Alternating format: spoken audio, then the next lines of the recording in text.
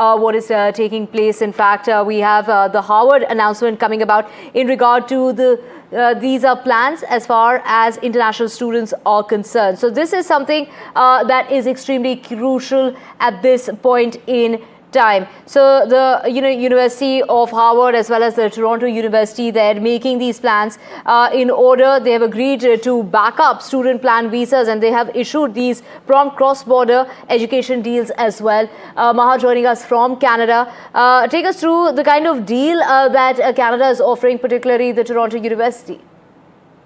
Divya, the North American universities are now collaborating to tide over any possible hiccups that international students could face in the US because of any possible immigration-related changes for international students. So we are seeing that the Harvard Kennedy School is now in collaboration with the University of Toronto's Munk School for global governance and policy. What they are planning to do now is that the returning students to Harvard Kennedy School who might face any problem, if at all, could then finish their program at the University of Toronto's Munk School.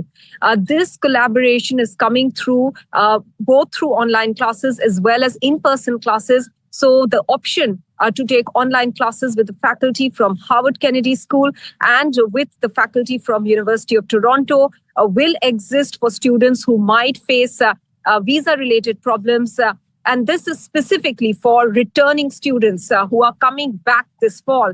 Moreover, the University of Toronto has announced that these students will be allowed to take part in all the extracurricular activities on the university campus. They have also allayed concerns, if any, to the students in University of Toronto, saying that they will not be impacted. The number of student enrollments within the Munk School will not be impacted, nor will their spaces for residents within the university campus. So this is a collaborative effort to overcome any hiccups that the international students might face. Meanwhile, the students who are likely to move from the Harvard Kennedy School, if at all, to the University of Toronto's Munk School, will not be paying their fees to the University of Toronto. Rather, it continues to go to the Harvard Kennedy School, and they will then cover the overall costs of any students who might need this diversion to the University of Toronto.